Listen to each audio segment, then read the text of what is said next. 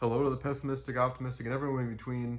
My name is Connor Philippi, and welcome back to the Minnesotan Sports Podcast. And as you can see behind me, the Vikings just got themselves in a 4th and 20 hole, just needing one field goal to win the game.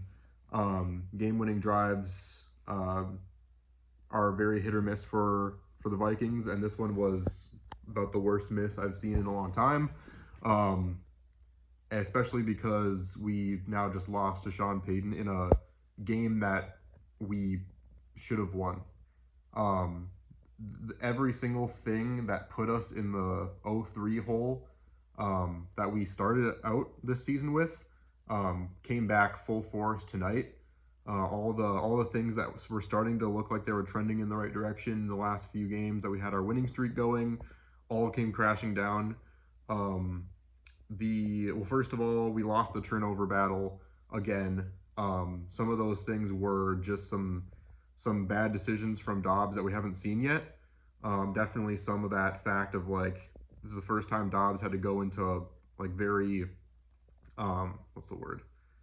Just a loud, hostile environment is what I'm trying to say, because the Falcons. I mean, half those fans were Vikings fans, and then he played at home, and now go into Broncos country with some of the loudest crowd in the league, and just got to him.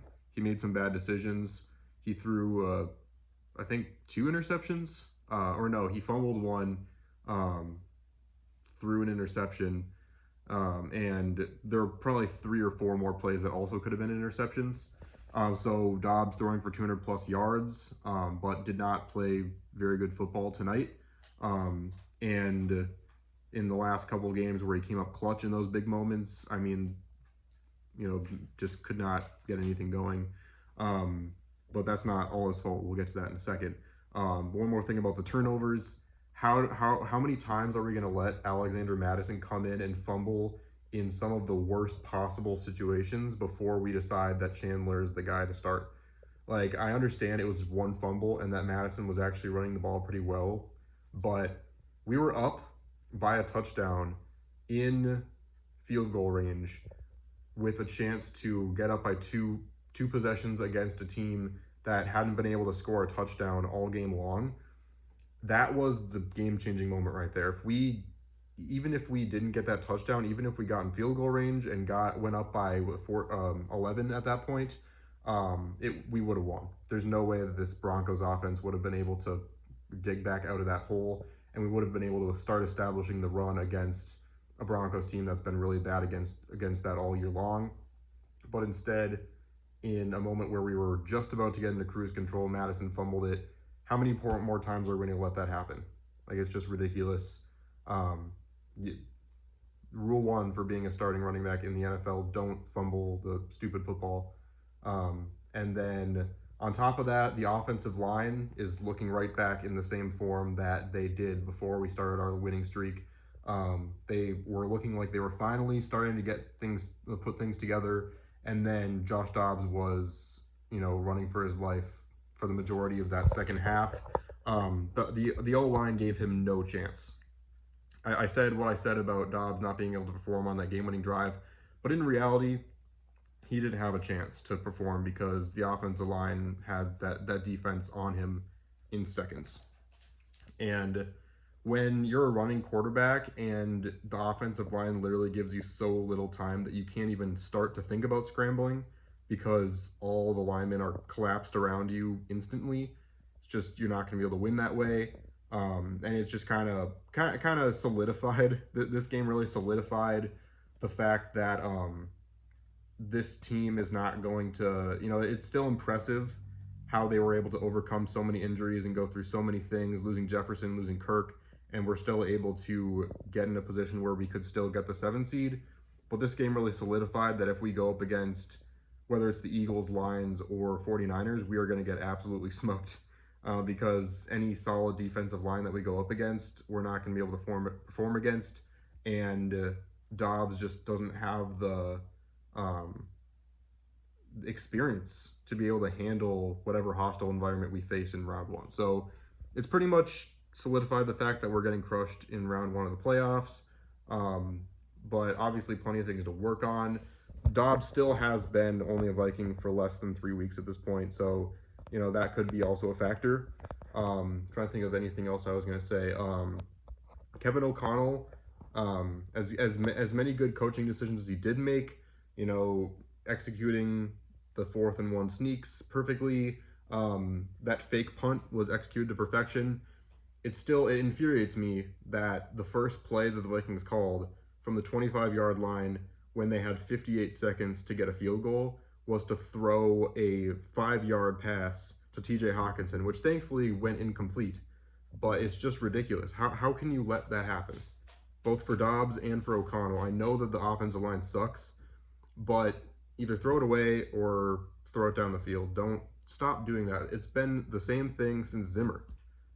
And it's somehow passed down, like just through echolocation or something, that the Vikings coaches just find a way to just toss the ball off for a 5-yard gain when they need to get to the end zone. And that's the play I forgot I was going to talk about was Mekhi Blackmon. What are you doing on that play? That touchdown by Cortland Sutton, he didn't even jump. Like, what? How are you supposed to defend against a pass deep in the end zone if you're just going to, stop as if you're going to prepare for the ball to come right down to you and just not jump for the ball? I understand Cortland Sutton had a good chance of winning that matchup anyway because he's bigger than Mekhi Blackmon, because it's also stupid that you put, your one of your safeties in that situation anyway.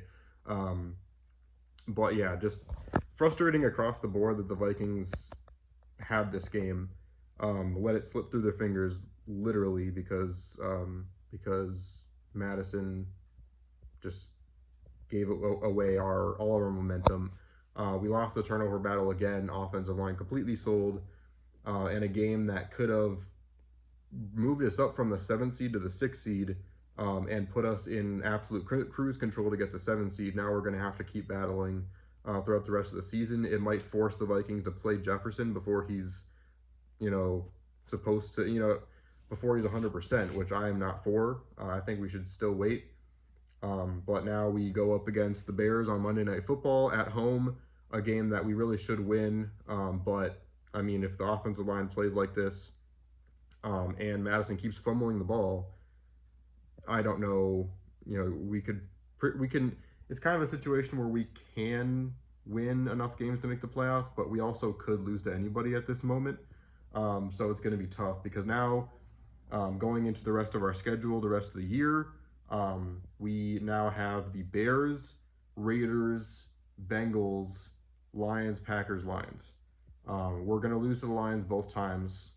So we're going to have to at least win 3 of those 4 against the other teams in order to stay at a game above 500, which I do think will get us a 7th seed because everyone else below us is pretty bad, and is at least 4-6 or worse.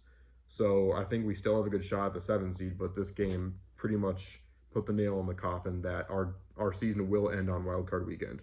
But let me know in the comments what you think about all that. Frustrating loss in Denver to Sean Payton of all people, and just frustrating across the board. Let me know what you think, and I will be releasing my reaction to all the games throughout this week, throughout all the NFL.